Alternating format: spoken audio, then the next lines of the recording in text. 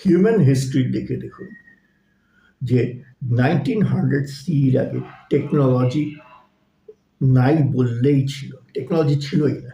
কিন্তু 1900s এর পর থেকে টেকনোলজি র্যাপিড হারে এক্সপোনেনশিয়াল রেটে গ্রো করছে। কেন এরকম হচ্ছে?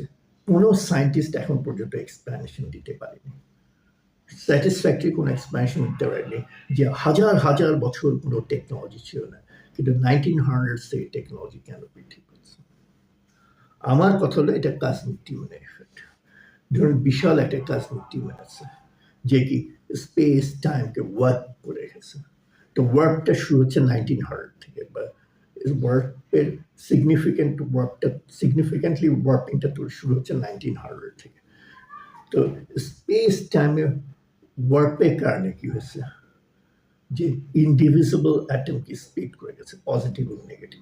আগে অ্যাটম কি ছিল ইনডিভিজিবল, সেই কারণে তখন টেকনোলজি ছিল না। 1900 পর থেকে কার্ভেচার অফ স্পেস টাইম প্রেশারের কারণে গেছে ইনডিভিজিবল অ্যাটম পজিটিভ এবং নেগেটিভে স্প্লিট করে গেছে। সেই কারণে কি হয়েছে, টেকনোলজি উৎপত্তি সম্ভব হয়েছে। অর্থাৎ টেকনোলজিটা হলো ডিমনিক এফেক্টের সিমটম। টেকনোলজিটা আসলে একটা সিমটম যে ডিমনিক ফোর্স আমাদেরকে এফেক্ট করে রেখেছে। এফেক্টাস ডিমনিবাস।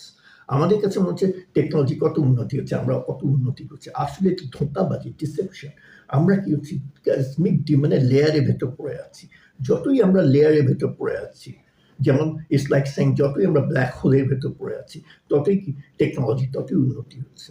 এটা আসলে পতনের লক্ষণ, ওমেন, অশুভ লক্ষণ যে আমাদের ডিমনের লেয়ারের মধ্যে বা কসমিক ডিমনের ব্ল্যাক হোলের মধ্যে আমাদের পতন হচ্ছে।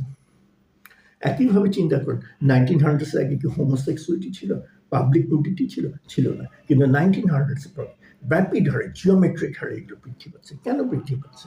তার কারণ হলো কসমিক ডিমান্ডের এফেক্টে শুধু যে স্পেস টাইম কার্ভড হয়ে গেছে তা না, আমাদের মাইন্ডও ডিফর্মড হয়ে গেছে। সেই জন্য মানুষের বিহেভিয়ার চেঞ্জ হয়ে গেছে, মানুষ নিউডিস্ট হয়ে গেছে, হোমোসেক্সুয়াল হয়ে গেছে। এগুলো হলো কসমিক ডিমান্ডের এফেক্টের প্রভাব। জিনিসটা অনেকটা এরকম, ধরুন একটা ব্ল্যাক জিনিসটা এরকম, ধরুন একটা ব্ল্যাক হোল পৃথিবীর কাছে চলে আসলো। তো ব্ল্যাক হোলের গ্র্যাভিটেশনাল ফিল্ডে এফেক্টে কি মানুষগুলো সব উদঙ্গ হয়ে গেল, হোমোসেক্সুয়ালিটি শুরু করলো। জিনিসটা ওরকম যে কসমিক ডিমান্ডের ফোর্স ফিল্ডে এফেক্টে মানুষের বিহেভিয়ার চেঞ্জ হয়ে গেছে, মাইন্ড চেঞ্জ হয়ে গেছে। স্পেস টাইমের ওয়ার্পের মাধ্যমে আমরা ক্রমাগত কি কসমিক ডিমেন্স সিঙ্গুলারিটির মধ্যে পড়ে আছে, অর্থাৎ যেখানে স্পেস শূন্য এবং টাইমের ইন্টারভাল কি ইনফিনিট। অর্থাৎ স্পেস টাইমে একটা প্রিজনের মধ্যে কসমিক ডিমেন আমাদেরকে টেনে নিয়ে যাচ্ছে। একটা স্পেস টাইমের প্রিজন, একটা ট্র্যাপের মধ্যে কসমিক ডিমেন আমাদেরকে নিয়ে। আমরা যে আকাশের স্যাটেলাইটগুলো পাঠাই লো আর্থ অরবিটে বা হাই আর্থ অরবিট ওয়াটাই করে, এটা যদি পিওর ক্লাসিক্যাল ফিজিক্স হতো তাহলে ক্লাসিক্যাল ইলেকট্রনের মতো স্যাটেলাইটগুলো স্পাইরালি পৃথিবীর মধ্যে ফল হয়ে যেত। এখানে যেটা হচ্ছে যে কসমিক ডিমনের এফেক্টে অরবিটের প্রবাবিলিটিগুলো ওয়েভ ফাংশন কলাপস করতে পারছে না, সেই জন্য প্রবাবিলিটিগুলো স্টেবল হচ্ছে। সেই কারণে স্যাটেলাইটগুলো পৃথিবীর চারদিকে ঘুরতে পারছে।